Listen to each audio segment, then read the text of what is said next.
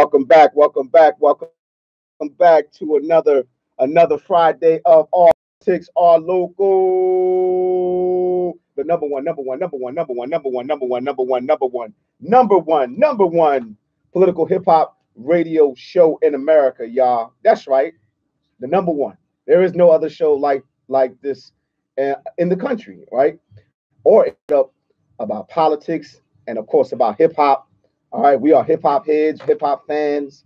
All right, might be a little older in the hip hop generation, but we got some new millennials here working with us on staff. All right, but we love hip hop. We love it's an everyday part of our life. But we also delve into politics because politics is a thing that's in the world, something that we got to deal with, y'all. All right. I know it's hard for many of us to understand. I mean, for real, it's hard to understand for some of us politics, right? Some of us are like, man, the hell with politics. I don't want to deal with politics. What have politicians done for me? But we always say here, at the All Politics, a local radio show, we always say that politics or it's the vote and all of that is a tool. All right, tool to protect interests. All right, as a tool to protect, um, yeah, like I said, our interests, brothers and sisters. All right. I know some of us don't like politics. All right, some of us don't even understand politics. All right, but there are folks in this country that clearly understand politics, and that's why they're involved with politics. That's why their interests are protected. All right. For example, our gay and lesbian brothers and sisters are heavy into politics. So much so that they have forced um, their movement has forced elected officials to protect their interests, right? They get all types of gay rights, gay and lesbian rights, gay pride is everywhere, right? Something that black people used to do, all right? And it's funny that now some of our people, right, have turned around and said, well, you don't need any movements in the community, we don't need rallies and demonstrations. And I always say to them, that's why our interests, right, are not protected. Our interests are not addressed, brothers and sisters. All right, for real. And that's a beautiful segue into what we're going to be dealing with, right? This first hour, and this first hour of the segment of the All Politics or Local radio show, it's called the vote, y'all. All right. I mean, this is the second edition of the vote. Yeah, man. All right. And I'm really excited about it. We have very special guests. Of course, we're going to have our moderators online. We're going to get to a serious conversation about the vote and black people. All right. Yes, black people and the vote, y'all. All right. We're going to get into a deep discussion. But first, I want to introduce our co-hosts, our co-producers. All right. To my immediate left is the one and only, the creator of the All Politics, a local radio show, and the executive producer of the radio show is our brother, Ed Riley. You want to say what's up to the people? Yeah, what's up to the people? That's what's up. And of course, yours, I'm sorry, to my far left, greatest DJ on the planet Earth, greatest DJ on the planet Earth. Yes, I didn't stutter, brothers and sisters. I did not stutter when I said the greatest DJ on the planet. No, in the universe is our brother, DJ Rhino. You want to say what's up, DJ Rhino? Peace, peace, good people. Peace, Hotep, no doubt, All right. no doubt, Hotep. All right, peace.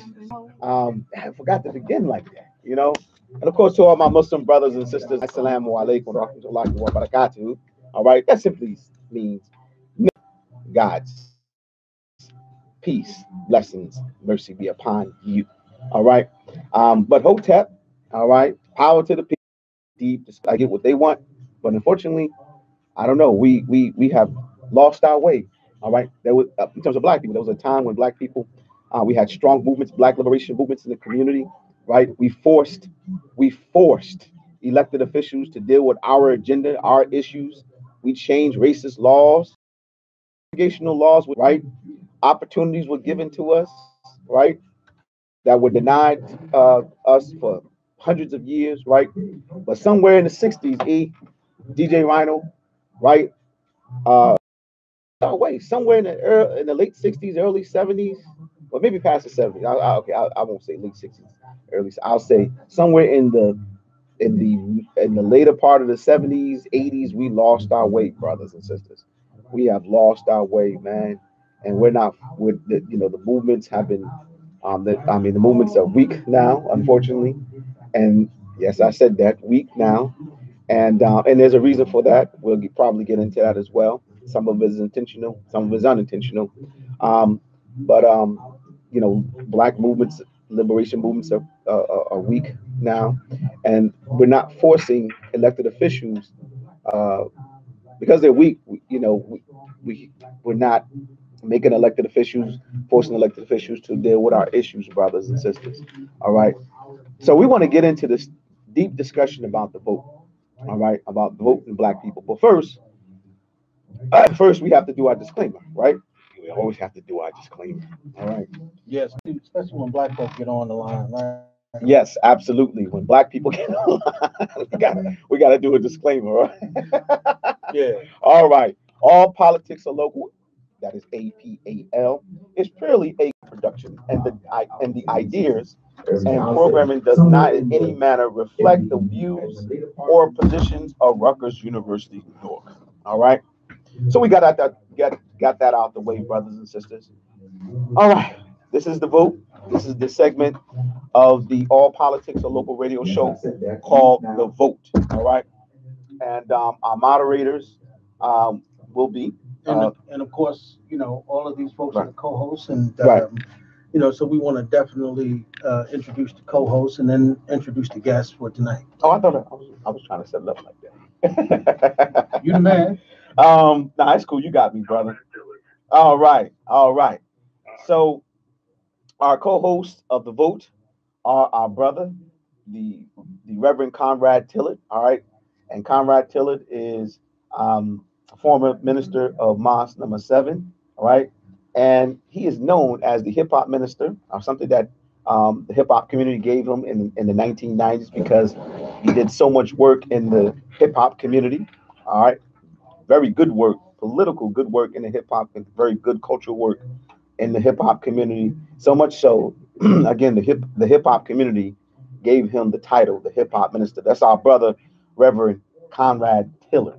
All right, and of course we're going to have Tamika Mallory, who is the co-president of the Women's March. All right, very strong black woman, man, doing great work in our community. All right, great work in a whole lot of other people's communities, but doing great work in our community. That's our sister, Tamika Mallory, and we're going to have the chief of staff of Newark City Hall on the line. All right, that's Amiri Midi Baraka. He's affectionately called in Newark. All right, he's actually named after our great great brother Amamu Amiri Baraka. All right, the father of the father of Mayor Raz and Midi Baraka. All right, and brother Raz is the mayor of the city of Newark. All right, the current mayor of the city of Newark.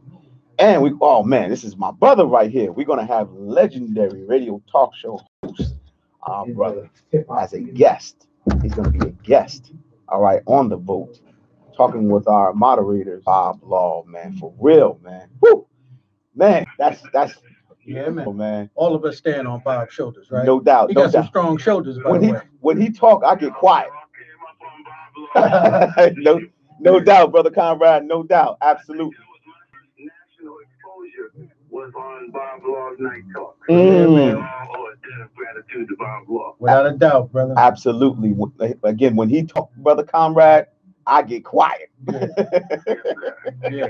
That- Well, listen, he can't talk, so you better not get too quiet. Yeah. no doubt. But hey, brother Conrad, you moderating, brother, so you know how to do this. You know how to do this. All right. No doubt. And last but certainly not least, we're gonna have our sister. All right, the world changing media. Right. Yep. And powerful sister, right? Powerful mentor, heavy into politics. She's an award winning author, international speaker, and that's our sister, Dr. Avis Jones, the Weaver. All right. So And by the way, we gotta get Sister Jones the Weaver to get her foot out of Nancy Pelosi's behind, because I think she still probably got it up there. Woo! No doubt, no doubt, she's coming strong, man. Yeah, yeah. She brought me back to, that Coffee Brown days, where Right. she had an afro, a leather suit, and a gun in her bag, and she was going to take care of business. Yes, Yeah, absolutely, man. no doubt, no doubt. And before we get into it, y'all, before we get deep into it, again, you can this you can catch the show at www.wrnu.info. All right, or you can go to our webpage, which is all politics r, the letter R, local.com.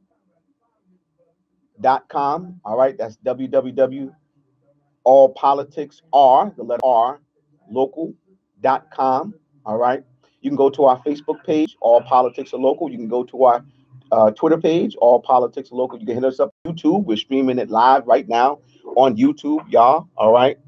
And Periscope. All right. And Periscope. All right. And streaming live. Streaming live. This is Right? All live over the TV, country, but to live all of the radio. campuses, Yes. even Streaming. outside in the yard right now, it's live. Right, no doubt. The show is being streamed out the campus yard, in the hallways of the college, and all around America and all around the world right now, family. All right. So with that being said, Brother E. Hey, listen, man. Where do we start? I mean, on the real side, I think that, I've kind of posed this question so that everybody that's here now know this. One of the things that we suffered from, with Barack Obama, our brother whom we love, one of the things we suffered is that, some would say that we didn't have a black agenda, Right. right? Right. And one of the things that I think that we cannot afford to make a mistake on this time around, and of course we want to ask these folks who are the experts, we don't want to make a mistake and be played this time by the Democratic Party, right? Just to organize black folk to go and vote for who they select. Right. And then when it comes down to black folk trying to, and you know what happens, right? We always negotiate for something after the fact instead of, negotiating like every other group of people for something ahead of time for our vote. And remember, I mean, everybody knows, and I'm sure, is on the line will be able to bear witness to this.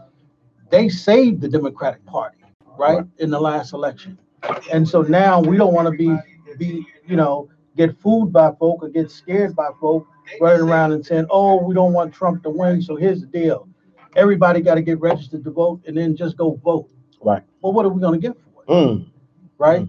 And, politics, is a game that is played, but it is played by people who understand how the game is played. And so, I want to ask all of these folks, help us with that. But of course, I mean, this is not our show. It belongs to Tamika, and it belongs to Conrad, and it belongs to Brother Midi Baraka. Right. And so we welcome everybody to the show, but more importantly, we welcome our guest, Brother Bob Law, my big brother, who, I'm honored every time I talk to him. And of course, our sister Avis Jones, D. Weaver, for the first time coming on the show. So Conrad and Sister Tamika and Midi, I'm throwing it to y'all. Well, it's great to be here. No doubt. No doubt. Everyone's doing well this evening. No doubt. Absolutely, big brother. Absolutely, Brother Conrad. Yes, We glad you're here, brother. Bob on here? Okay, well, first of all, let me just say, first of all, how happy I am to be on with this distinguished panel because, when you talk about the collective memory of this body and the places and things that this group of folks have done, you've got communication, you've got black radio, you've got community organizing, Right. you've got Yeah. ministry, you've got big city politics, you got it all wrapped up in one, national politics. So what I see, and I throw it out to Bob and others, there are a couple of things going on right now. I think that across the country, African Americans at the local and state level have evidence in cities like Newark, throughout the state of New Jersey, although I don't know what all those black legislators, how they got to be a no-bail state. And of course, certainly here in New York, at the varying levels where black have power, that's great at the local level. But what has consistently happened at the national level is that we have been used, that we have literally been the shock troops, the ground troops to deliver my agenda green flag when people say this is going to be at the top of my agenda. Go ahead. You can see people who deal with every other race, the Hispanic. I mean, if you can't speak Spanish, you can't run for president in a Democratic Party now. Go ahead, but brother. You've never seen the Democrat Party before now right. ever say the African American community's agenda is going to be important. So, lastly, the latest polling I saw today has Biden out front. And the only reason Biden is out front is because of African American support. Buttigieg just introduced a black agenda because he understands. Wow. He's a candidate of the 1%. He's raised $24 million. He knows he can't go anywhere. He watched Bernie last time. You can be the darling of everybody, but if you don't have black support, you're not going anywhere in the Democratic Party. So my question is, if our electorate, our base, is so vital to these parties, to this party, because it's only one party that we've even worked with, how come they continue to literally throw us bones, throw a few jobs to a few people, have a few Negro spokespeople acting as though they know they don't speak for us, they know they're not in our community speaking for us, but they tell the Democrats they do. They get some walking around money, and that's how the black community continues to get played. That's my observation. Y'all can deal with the rest. No doubt, no doubt. Break it down, break it down. We just got Tamika. Tamika's on. All right. I am here. Hey, what's good, Sister Tamika? All is well. God bless my family. No doubt, no doubt, absolutely. You know, we talking about black people in the vote right now. All right. And Brother Conrad just got finished giving a deep analysis, right, on black people in the vote. All right. I don't know if you just kind of chimed in, but yeah, I was listening, and okay. You know, I'm a follower of Mr. Tillard, Reverend Tillard. No doubt. So I already know how he feels because he's watching Facebook page. He does. Well, we're in a mutual admiration society, but can somebody jump in the dichotomy between what we've been able to accomplish at the local and state level and why we've been so impotent in terms of national elections, in terms of presidential politics and black agenda? Well, this is Bob Law. Let me just see. Yes, sir. If I can add to what Reverend Tillard has said. And see, the contradiction here is that black people. Tamika's on. All right. In the show, they talked about we have lost our way. Hey, what's good? The reality is it's not as simple as we have lost our way. But professional politicians, black have deliberately misled black people and have moved black people in a leading direction. Wow. So that everything black now is being devalued. The black vote. When people talk about the black vote, in order to sound insightful and enlightened, they say things like, you can't win with just a black vote. And so you can't win with just a black vote, and that only shapes your politics and how you right. everybody else. Yeah. Look how that is framed. You can't win with just a black vote. The reality is, you can't win without the black vote. Right. But that is never the way that the position, that narrative is framed. You can't win with just the gay vote. You can't win with just the Latino vote. You can't win with just the anybody vote. But the only people who are devalued are black people. And see, what happens with that is that black people begin to buy into that. And so as black people begin to buy into being devalued, all things in the black community are devalued. Just like property in the black community. In Brooklyn, where Conrad and I are from, the brownstones are worth $5 million. But the same brownstones were not worth anywhere near that until white people began to move into the neighborhood. Right, absolutely. the same piece of land, Absolutely. the same property, nothing has been done to it, hasn't been enhanced, hasn't been enriched. But as the demographic changes, as the white community begins to move in, the policymakers begin to adjust things so that the property that is already in the hands of black people now takes on enormous value. However, black people were always told that where we were, what we have, including our vote, is of little value. And so one of the things that has happened is that black people have been encouraged to treat politics as sport. Wow. People will sit and watch MSNBC and CNN. They'll listen to radio talk shows. They will look at television, and they feel comfortable being informed. However, they don't ever engage the system. They don't ever engage in any activity that impacts on the system. So that the politicians, you have correctly pointed out that these politicians are fraudulent and have never represented the black interest, black or white. Professional politicians have never represented the interests of black people. However, and we've been correct, and we can debate with them and we can demonstrate in their face how right we are. However, they couldn't care less. As long as we are never going to do anything to affect their career, as long as we are never going to do any of the work, we're not going to build an independent political organization. See, if the Democratic Party doesn't care if we correctly lay out where their contradictions are, just so long as we continue to lay it out, don't organize around it. See, don't target a particular congressional district and say that in this particular congressional district, our political organization is going to conduct targeted voter registration for the purpose of removing that particular congressperson. See, do that.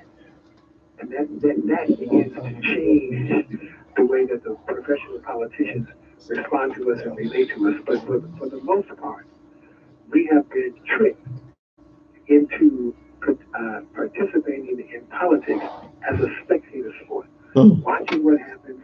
As someone said earlier, and we say this all the time, having to choose between their candidate, and then when we watch the candidates perform, since we're just spectators, when we watch the candidates perform, we have to decide which performance we like best, not necessarily which performance speaks specifically to us. So the last thing, look at this. See, in the Africa Black Consciousness Movement, black people have insufficient self-esteem. So look at these candidates, Cory Booker and the sister, forgot her name of Kamala Harris. Kamala Harris. And Cory Booker say that they can't do anything specifically for black people, that they have programs that will benefit all people, and everybody will have to work together to benefit all people. However, black people have a completely, totally different historical experience in this country, which is responsible for the emotional, financial, political condition of our people. But so Kamala Harris says that she has a plan that is going to give up to $25,000 to people who live in historically red-line districts. Right. Up to $25,000 if you qualify to help with down payments and closing costs. Now, Well, you better take it to Detroit, because you won't be able to get it in San Francisco or New York. Go ahead. but there's a whole lot of things wrong with that. That's right. I know. All of the trickery in this. Right. Just consider this, though. Just consider this. The neighborhoods in this country that have been redlined are black neighborhoods. That was the function of redlining, to create and contain black neighborhoods. Kamala Harris is afraid to say black. She won't say, I have a plan to help black people who have been historically denied in redline districts. She says, I have a plan to help people. Right. It's a way of apologizing to white people for even having such a plan. Wow. But Tamika, Bob, you hit on so much. Tamika, now, he hit on two things that I want. Can you come in on that? Because now, first of all, he talked about targeting elected officials, and you have been on the ground, women's movement, and you see Sister AOC is just beginning to experience what every one of us has already been through. But when you start talking about targeting, you're going to be attacked, marginalized, and isolated. You have been on the ground, but talk to us about that in terms of women can say Hillary Clinton could proudly run as a woman. They don't have Pete Buttigieg. The first thing he did was come to Harlem and have chicken and waffles or fried piece of Big Mac and fried chicken with Shellington and Sylvia's. Hot sauce. What? But why can't you say I'm black? Talk to us about that, because yeah. Well, I just wanted to add, I think that Bob Law has laid it out so well. But I do want to add, I'm sorry, if I'm actually on a train, y'all have to work with me. That's all right. Go ahead. We hear you. But anyway, I just wanted to be able to add that it's not just that politicians are low life. It's also some of these black leaders. They are a part of the plan to really confuse and silence black people. Yes. And that even happens in terms of who folks will endorse or won't endorse early enough to really get our people organized. Absolutely. And so many games to their own interest is what they're worried about, and therefore they play all of these different games. So I think that's important for us to put out there as and then to AOC and others is sort of local versus national. I think the Women's March shows how powerful we can be when we make the decision to come out and vote like we never voted before, and that happened in the midterm elections. I mean, we saw that we went from people being terrified, disgusted, hurt, and everything else by the election of Donald Trump, and what we did was organize. Those rallies that we had were not just for the sake of having rallies to yell and scream, but they were organizing opportunities to bring new people that had never been involved. They never marched before. They weren't really involved in politics. They literally voted when it was time for presidential election. They had the midterms has been, as you know, historically a very low turnout voting time. Right.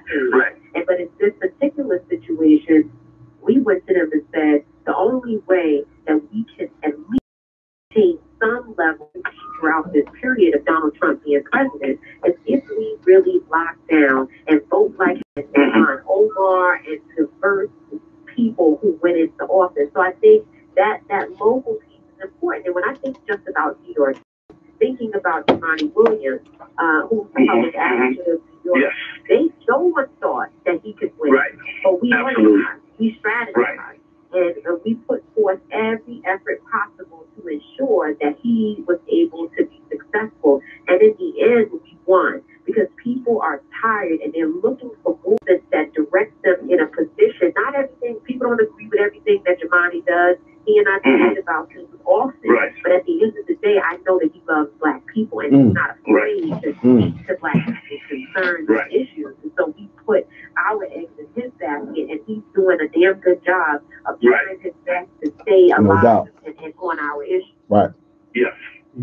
Yeah, no, you're absolutely right. You're absolutely right. Wow. I think that's perfect. And it's not just Jumaane and the public advocates. We've got people across the state. Brian Benjamin, who is in the state senator in New York. I know he's very well. He works hard to get Brian in his seat, and there are just a number of people who are in the legislature who are fighting. Right, and a plethora of black political power in Brooklyn, and really that's why I started by saying, as much as I critique the national piece, you have to say, even though we're not as unified as we should be, I mean, in other words, with all of the blacks and Latinos in the city council, there's no way in the world Corey Johnson is supposed to be the speaker. We're supposed to have a black speaker with all of the black folks in the state legislature, and the Democrats now control the legislature. We're supposed to have more influence than we do, but we must acknowledge that locally, Democrat politics work extremely well for us. But what we see is nationally, even AOC now, as she and Ayanna and Ilhan and Sister Tlaib begin to push back, they run into now what you run into, what I run into, what Bob has run into, everybody on this program, this sort of permanent political class. And I know none of us are fans of Donald Trump. That's right. But one thing I have to say, he has talked about this permanent political class. Some people call it the deep state. Ms. Farrakhan called it something else several years ago. But these people who, when you push, when you organize locally, I watched how that women's march, the agenda on the night before, all the weeks up to it, became about Jewish people rather than what it was about, the women and organizing. And yet we see this time and time again. So we're up against a lot, both internally and externally. But I think you're right. We must keep fighting, and maybe it is going to be from the local level. Yeah, and even on that, the issues that we dealt with and had to address around anti-Semitism, what we realized when we really did the research and did the numbers, that there were so many trolls involved in the campaign against us. There were people who had concerns, that were real concerns. We met with them, we sat down. We continue to work with rabbis and other people within the Jewish community and have no problem doing that. And many of them, after understanding the history, the deep history of these particular issues, many of them have actually apologized to me and to others within our network and have done what they needed to do to stand up for us. At the end of the day, what we know is that the right wing is very effective at figuring out the points that they've been using forever. They haven't had to come up with new strategies. They've been using the same strategies for many years before I was even born. And they know how to push pressure points. And you find yourself, quote, saying that you are progressive, saying that we're, working together, we're, standing strong and all of that. And then you out here retweeting some crazy right-wing blog that actually wants to see black folks dead and wants to see other people dead, including folks in the Jewish community. So, and then you're out here sharing that. Go ahead, bro. Go ahead, Brother Bob. Before I forget, I'm getting older and older. And I'm so old now that y'all are supposed to ask for my permission to speak. That's right. Go ahead. That's right. That's true. That's true. That's true. That's traditional African culture. We will always, it's something that the brothers mentioned early on about an agenda, and how I want to just kind of reiterate how important it is. See, we will always be forced to deal with all kinds of other issues. We can be baited into dealing with other kinds of issues. If we do not have clearly what we have defined as our issue, and if Cory Booker says he's not a black American, and Tamara Harris says she's an American, see, if we had a position, for instance, one of the positions that my group is working with is that black developers ought to get 30% of the state and national development contracts, or locally, state and city development contracts. Black developers ought to give 30%.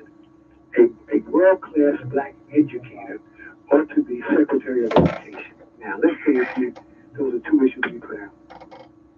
And given the mandate to fundamentally change and upgrade the public school system. Let's say those are the issues. If somebody comes before us and doesn't want to say, it doesn't make any difference to us then if the black candidate doesn't want to say black. We say, regardless of who you think you are, will you guarantee 30% of the development contracts to black developers? If they say yes to that, then they say you can call yourself whatever you want to call yourself. So, and if they say they're taking positions on, I can't do anything for only black people. So okay, 50% of the development contracts at the federal level will go to black developers. Then they have to respond yes or no.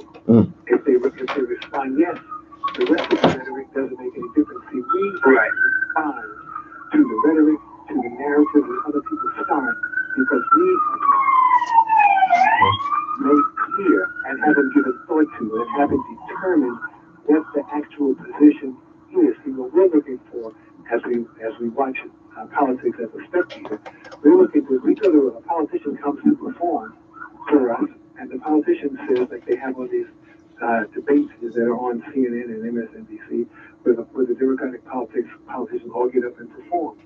And we have to watch that and say, okay, well, I like that. He said that about education, or Kamala Harris said she's going to set aside these billions and are going to give $25,000 if you qualify only towards down payment and closing costs for people who live in red 9 districts. Well, okay, well, nobody else has said anything like that. See, the problem is we haven't given any real thought. These strategies are all designed, affordable housing, all of that is designed to keep poor people poor. It doesn't say we're going to change your economic condition, poor people. What we're saying is that you stay poor, and we will create some housing that poor people can afford, as opposed to creating an environment where poor people are no longer poor and can buy and can afford whatever housing that they want. Yeah, I hear you. Oh, yeah. And it is a professional politician, black Yes. in New York City, and even locally, and when Tish James was running for office, there was nothing that she said at any time. There was nothing that she said that would indicate that she would not indict those cops who killed the young brother in Brooklyn. That was in her campaign. Once in office, she said there's no reason to indict them. Shocked everybody. And when she shocked everybody, a group of black politicians went to meet with her. They came out of the meeting saying, oh no, she was right. We heard the 911 calls. And we were all in somebody. See, none of these people are our choice. None of these people are our choice. And so that's what we need. We need people that we don't have to keep their feet to the fire. We need people who come up out of a movement, who have a strong, independent black political base to stand on, and then, yes, target a district, and we work with that person. Because if you could do that, you send a signal to the political machine that is, that you are capable of and are willing to challenge their stranglehold. Otherwise, it's all correct analysis. You know what happened in the midterm elections? A number of progressive people were elected to office, which demonstrates that what we are saying is correct. Tamika is right. That demonstrates what we are saying is correct. The problem is, as a black community, we did not produce nearly enough of the candidates who would run on behalf of black 100% right. That's exactly right. That's deep. Exactly right. We still are not properly represented. Well, you know, it's interesting. Is Mitty there? No, unfortunately, he's not on the line yet. But Conrad, we definitely have Dr. Avis Jones. I want you to make your point, but we want to have our sister Dr. Davis Jones, the Reaper. Let's let the sister jump out there. Absolutely. You know, we got to hear from our queens, you know. Yes, sir. No doubt. For sure. I saw her Facebook yesterday, but she was so mad. I started to call and say, Ava, don't say those words on Facebook. Because I want to hear it. I like that. She's serious, brother. Yeah. All right. I do want to sort of carry out that school of thought that we were just talking about a second ago. And this is around this issue of being the power versus only relying on voting for power. You know what I'm saying? It is absolutely critical that, first of all, I think it's very important that we do participate in the political process. There's a reason why, in most of this country's history, wanted to keep us away from voting. There's a reason why that is. That's right. It's important. Trust and believe. The other, there would be people today spending millions of dollars and spending a lot of time and doing a lot of work trying to figure out how to get us not to vote. So I don't want to leave any impression that voting is important. Because if it wasn't important, believe me, all of the effort and money that's put into suppressing the Black vote would not be occurring, number one. But I also think it's important to realize that voting alone is not enough. Voting is like the starting gun of a race. You started the game, but you're not really in the game yet. You're not fully in the game. What it means is, what it does is it begins the engagement of the political process. Pressure point, putting pressure on those elected officials to get them to move in a direction of your interest. It also means that you need to, that we as a community need to make sure that we have more of those individuals who represent our interests, who truly are authentically represent our interests, actually step up to the plate to run as candidates. The reason why, we're seeing this controversy, for example, that, I kind of vented on yesterday with Pelosi, is because you have these women who were not the typical candidates, right? Who decided that they had enough. And they decided that they wanted to run. And they won. Now, what they're facing right now that they're in those positions, is they're facing a battle of power between those who have who've been there longer, who have one view of how politics should be played, and who are more entrenched in the system per se. But what if next time there were more people that had that mindset that were there to buttress them? What if next time it's more than 4 that she could target? So my point is, I'm concerned that sometimes when we challenge the reality that we face in the political game, and particularly as it relates to not the Democratic Party, yes, but also the Republican Party. Let's be real about that. I am concerned that we encourage people to step away from the playing field altogether, when instead we should be encouraging people to lean further into it and to take control of it. That's deep. That's deep. Brother Conrad, you were going to say? Well, no, I think that's very salient. I think she's right on target. It's such a complicated battlefield, because as she's right. There are people who believe in playing the game a certain way. If you notice, when AOC mentioned, and I'm not saying I support this, but when she began to say we're going to target people like, first she mentioned Hakeem Jeffries, secondly she mentioned Greg Meeks.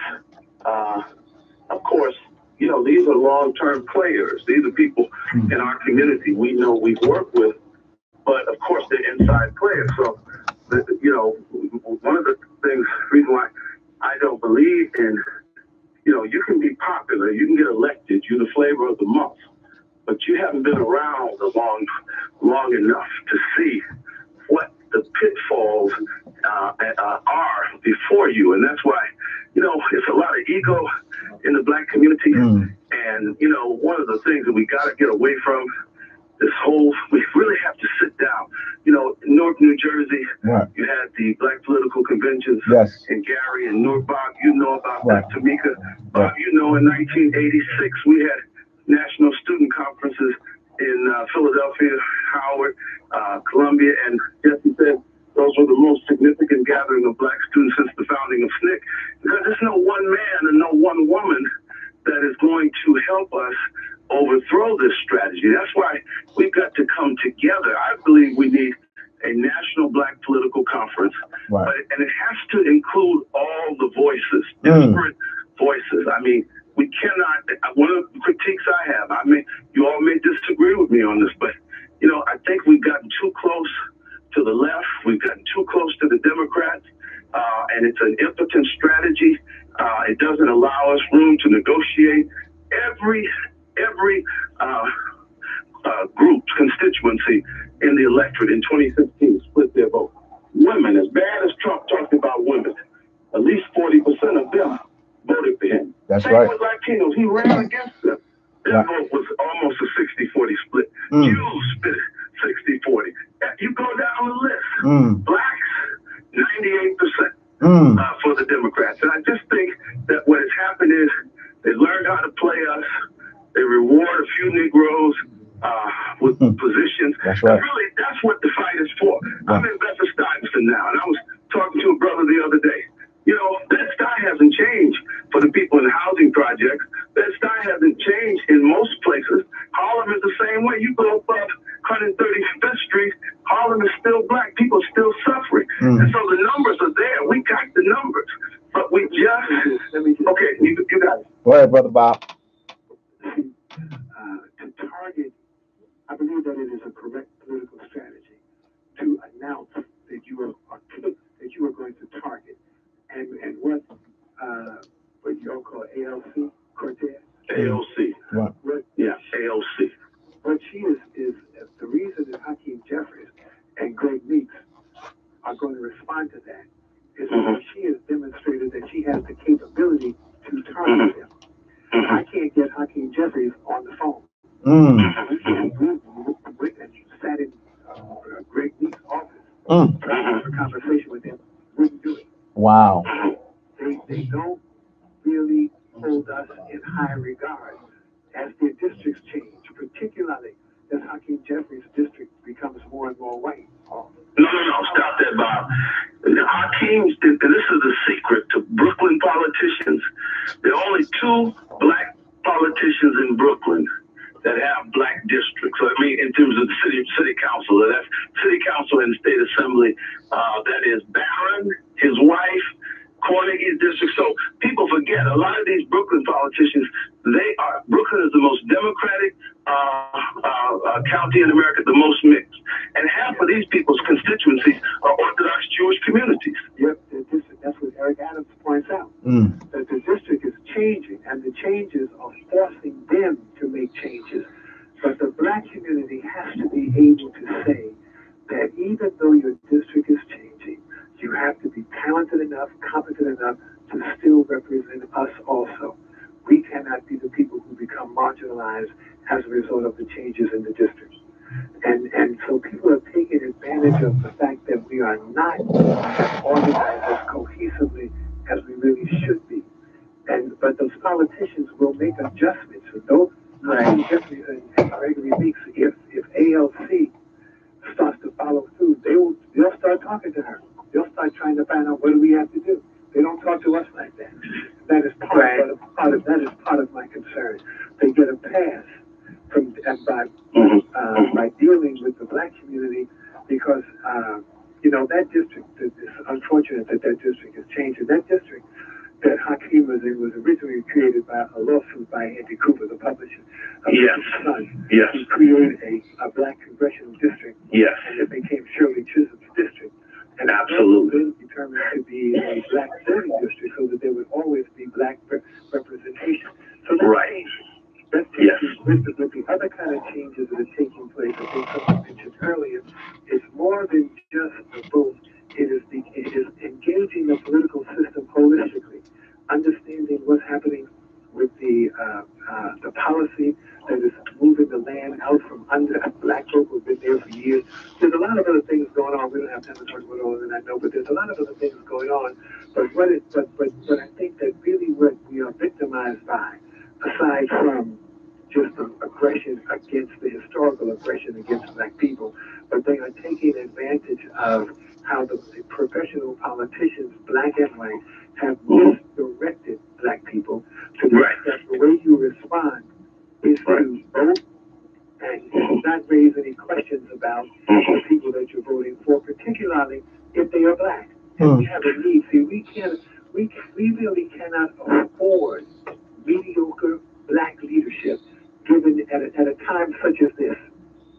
If this is a critical at a time such as this, absolutely, people who are in need of a visionary, progressive, courageous kind of leadership that is willing to take on the challenges that are absolutely necessary. And what we have are cautious, careful black politicians who make very cautious, careful political decisions. Somebody mentioned that there's a gay vote. There's a black congressman who would not take, I forgot his name, who would be, if I knew, if I remembered, I would mention it. It's not any of the brothers we've been talking about, who refuses to take a position on reparations. but he did take a position in support of gay marriage. Because the gay community is organized. That's right. Absolutely. Because he's a real feeling for gay marriage and marriage and equality. Absolutely. It's none at all. He's Absolutely. who is organized. And Absolutely. And he gets away with it, and so does a number of other politicians get away with the extent to which the black community is unorganized. Wow. Tamika, I got to ask you this question because you are the closest one of all of us to a millennial, and I know you still look like one, but I ain't gonna pull you. I'm not gonna take your card on the show. You know what I mean? But right. But what I think you are an important person because you come up in the old movement. Okay, I remember you when you were a young girl. And you come up among the grassroots, but you've also been able to, speak to the millennials, speak to the people that are coming into consciousness now. One of the things I see is that we are organized more. There's a level of our community that's very organized, but it is this sort of millennial crowd that believed that the black politics of old is passe, and that people like Marion Barry and Maynard Jackson and Coleman Young, Shirley Chisholm, they don't get it. And we got a new thing, but you start seeing the same old attacks being used on people like Hawk Newsom, and the Black Lives Matter crowd was called racist, and then the attack on you and others. So they're still playing by the same game, but as Bob is saying, the real conscious folks, we're disorganized. The young folks are organized. Do you see us being able to find some kind of connection with that crowd and bring them into a greater knowledge of the historical realities so that we can form one agenda? Because I see if we can't bring Jesse and Minister Farrakhan's generation together and all of ours with the millennials, I can't see us doing this. I mean, we got to bridge this gap somehow, some way. I mean, I think it's both ends. We can do it. Yes, we have a problem right now, and yes, we can do it. But a lot of the behavior that young folks have witnessed from people, of past generations, does not make them feel trustworthy, trusting or comfortable. I mean, that's just the truth.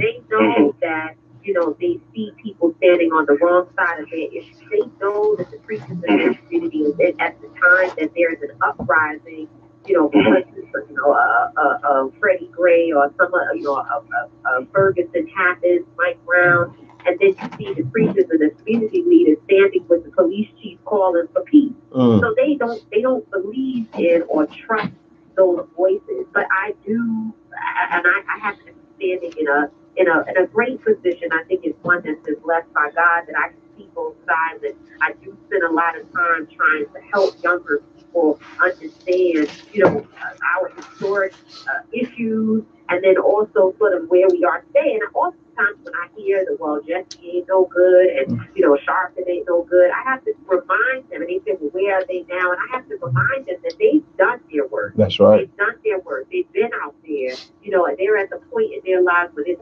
our turn. And yes, there will be things that will be different. It will be different. It's not going to look the same. But, I think one of my critiques of younger organizers, and I talk to them about it all the time, is that we spend too much time thinking we can organize people on social media.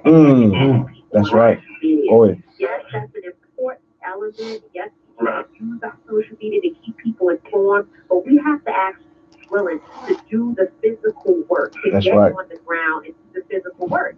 And in terms of some of the organizations, I mean, again, that's a whole, not so much a conspiracy, because it's a truth that we see people upholding certain organizations and certain individuals and trying to diminish the value, as you mentioned, of other voices, just so that folks won't listen to a Speaker Mallory. I'm not going to give my opinion on Hawk Newsom, because that's a whole different set of issues. But they do this on purpose. So the only way, what happens to me often is people will say, well, I heard you for this, or you you're not on the right side of this issue. I have to actually go into the community to work with people, and we've lost that. And we have to get that back in order for us to really be able to organize anyone, even with the issues that young folks have with some of our leaders, some of our older leaders, some of our more seasoned leaders. I think that if you talk to them and you go to them and go where they are rather than expecting them to show up at your rally or your occasion, you can really win them, not so much win them over, but be able to figure out ways to work together. Hazel Dukes is a good example of that. Young people love Hazel Dukes. Brian Dixon, myself, and others, we love her because she invites us into her home. She, and there's been times when we didn't agree on things. We didn't agree. Who did you say to me? I'm sorry, I missed you. Who did you say? Hazel Dukes. Hazel Dukes, yeah. Yeah. Oh, yeah. There are times when I say to her, I don't agree with you on this. I don't agree on this issue. But we still have great respect for one another because she shows me respect. She doesn't treat me like I don't know what I'm talking about. You know what I mean? And I just think we have to work with you on both sides. We have to keep in mind that younger people, they are young and they're learning, and it has to be much of that. You know what, Brother Conrad, Sister Tamika, our dear elder Bob Law, and our sister Dr. Avis. Listen, we're coming to an end of this segment. We're gonna have each and every last one of you guys do a closing statement. But you guys gave us an idea. Maybe we need next month. Maybe we need to have a discussion how we take social media activism into the community again. All right. How do we get that energy into the community, organizing the community for political power?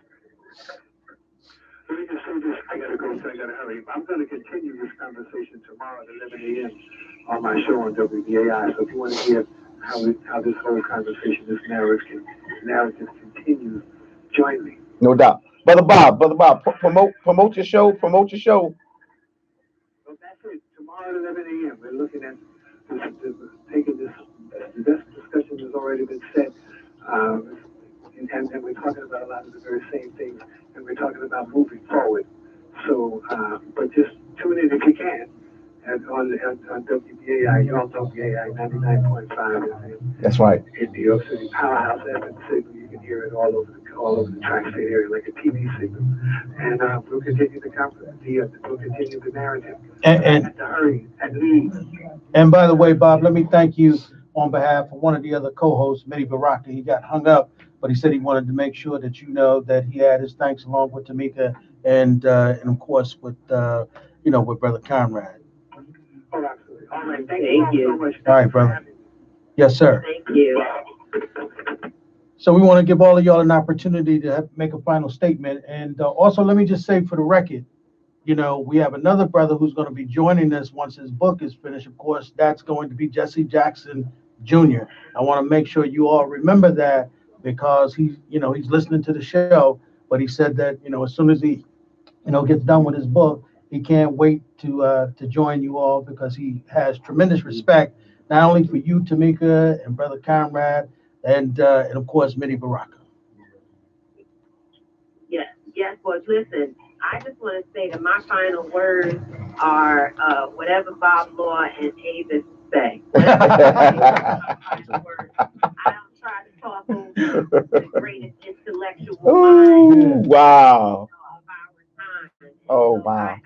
I'm really glad that I'm a part of this. I want to continue to work yet, and I think what you said, Brother Bashir, is so important that we have a conversation about how we move off the gram and into the street, and how we make sure that people understand their value is both. Absolutely. So I'm ready for that conversation. That's what's up. I'm already having it with people. If you see the folks that I work with, they're on the ground. That's what. Stop Killing Kings. No doubt. Work that he's doing around violence in our community. Erica Ford is out there. Big shout out to them. League is out there. So, and that's as a result of me being in both spaces and seeing how we organize people. I tell you a quick story. When we did the Stop and Frisk March on Father's Day, we thought no one would come. People weren't weren't even talking about it. And I remember having a conversation with my brother who was at the NAACP at the time, Marvin Big. I said, hey, this social media thing and fax and flyers is not working. We got to hit the barbershop. We got to hit the street. That's right. Because of our work, 50,000 people showed up on Father's Day to walk down Fifth Avenue and send a message to Bloomberg around Stop and Frisk. So it works. Organizing works. And, obviously with labor support, but even with labor support, people want to feel touched. They want to feel touched. And we were able to do that. So it can happen. No doubt. Absolutely, Sister Tamika. We want to thank you so much for blessing us with your presence. And we have our sister, Dr. Avis Jones DeWeaver. You want to make a closing statement? Dr. DeWeaver, I think we lost her. All right, I think we lost her. Brother Conrad? Yes, sir. All right, brother, you going to close us out? Part of everything that you will do, and of course I respect Brother Bob Law and Mallory and all Mitty, and of course because the reality is we've all known each other a long time. We've all been this work for a long time, and reality is we don't have many friends and allies and people who want to help us to succeed. And so what I've always been about is synergy. I've always been about got to have everybody in the Black community. I remember when I stood up as a student leader, you couldn't have Farrakhan's voice. That's right. At mainstream events, and we said no. If we're gonna have, we got to have Jesse because he's relevant, but we got to have the minister. But we've gotten to the point now where people are in echo chambers. They got their crowd of people they hang with, they organize with, and for too many, it's about I'm the person, I'm the.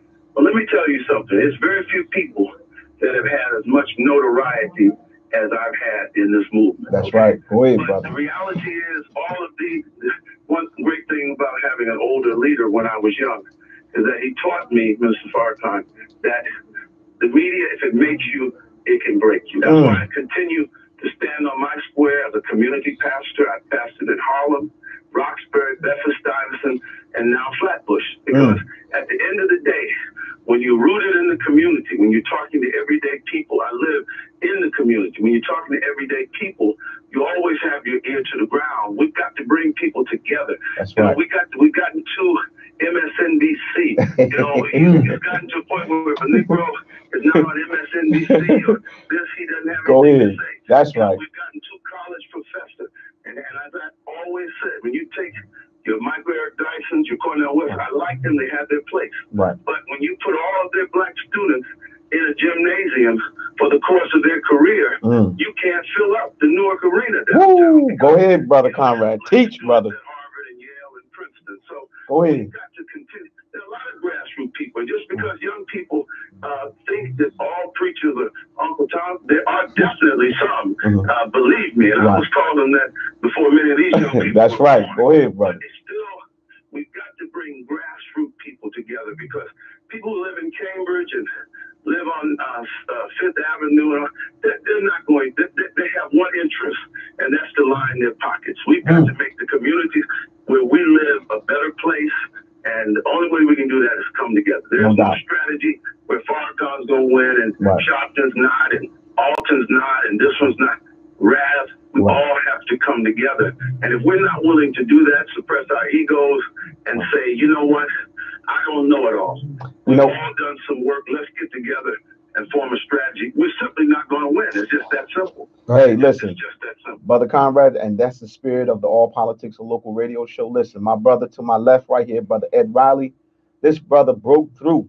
This brother, soon. I get emotional talking about this because, he said, look, we got to create a show that's going to talk about some serious issues, right? Definitely what Americans, what people in America to say, right? But with our people, but particularly millennial generation. He said, we are the elders now.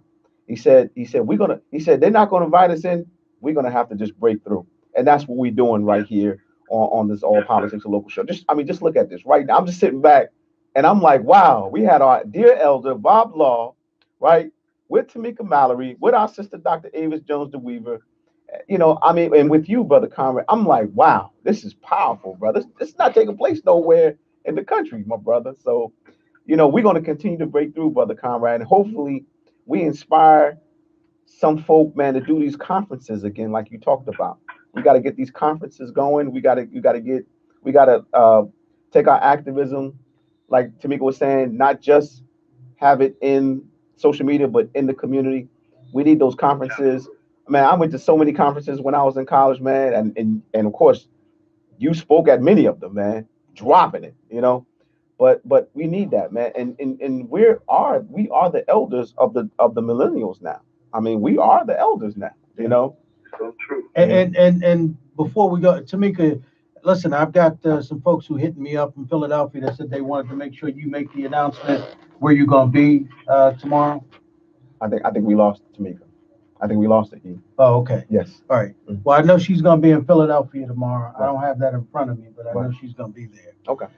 But that's it, right? That's it, brother. That's it, Brother Conrad. Thank you so much, man. Thank you so much. God bless you all, and I'm always here for you. Whatever position you need me to play, I'll support you. That's what's up. Thank you, my brother. Stay Appreciate strong. it, my brother. All All right, right, man. All right. All right. Peace. Oh, brother, brothers and sisters, listen.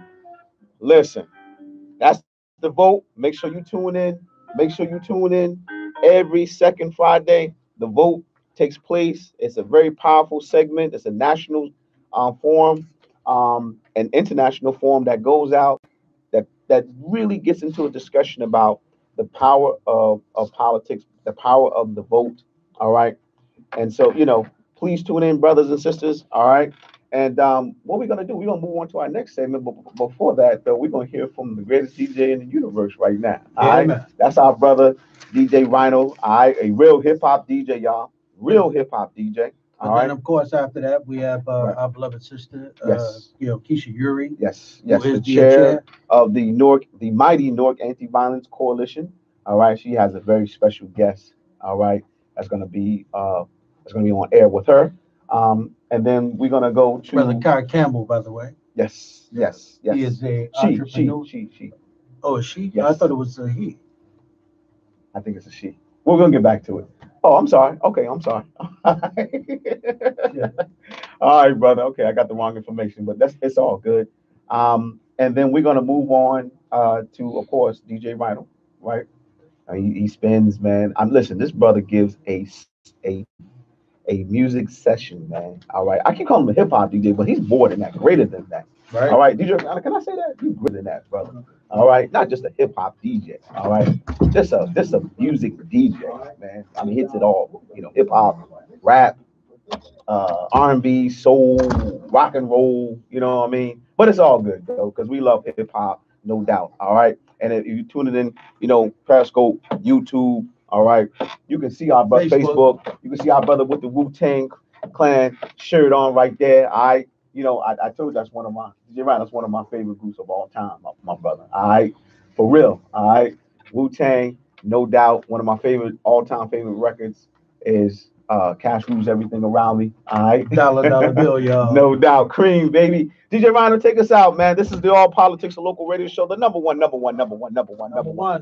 political hip hop radio show in America, y'all. Here we go.